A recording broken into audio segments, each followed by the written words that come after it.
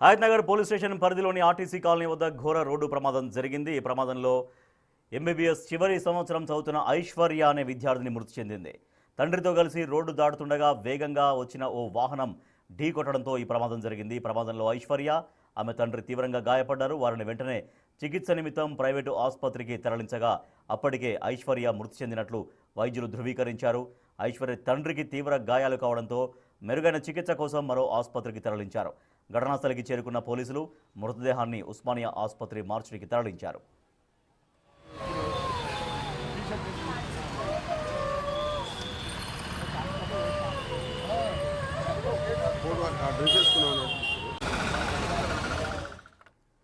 Hayathnagar police station పరిధిలోని RTC colony వద్ద ఘోర రోడ్డు ప్రమాదం జరిగింది.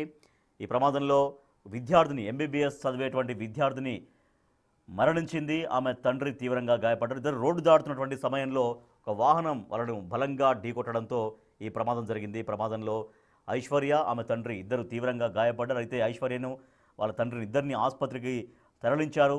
కానీ ఆసుపత్రికి చేరే లోపే అప్పటికే ఐశ్వర్య చనిపోయినట్టుగా వైద్యులు ధృవీకరించారు.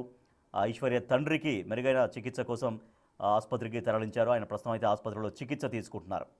మరింత సమాచారాన్ని మా ప్రతినిధి అనిల్ అందిస్తారు. అనిల్, హయత్నగర్లో జరిగినటువంటి రోడ్డు ప్రమాదానికి సంబంధించి ఎటువంటి సమాచారం ఉంది? ఎప్పుడు జరిగింది ఈ ప్రమాదం? సో వాళ్ళని ఢీకొట్టినటువంటి వాహనం ఏంటని చెబుతున్నారు? ప్రస్తుతం ఐశ్వర్య అయితే చనిపోయింది. ఐశ్వర్య తండ్రి పరిస్థితి ఎలా ఉందని చెబుతున్నారు?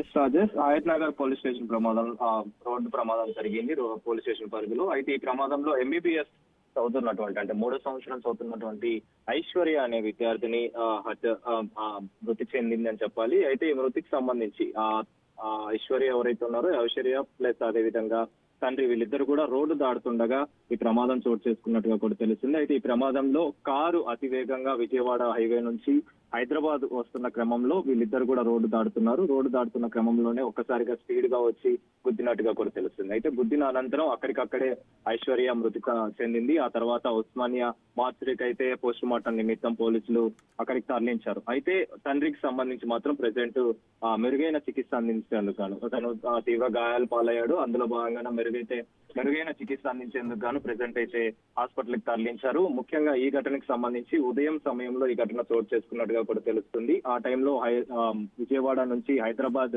అతివేగంగా కారు రావడం, ఆ తర్వాత వీళ్ళిద్దరు కూడా కూతురు అదేవిధంగా తండ్రి వీళ్ళిద్దరు కూడా రోడ్డు దాటుతుండగా అయితే ప్రమాదం చోటు చేసుకున్నట్టుగా కూడా తెలుస్తుంది.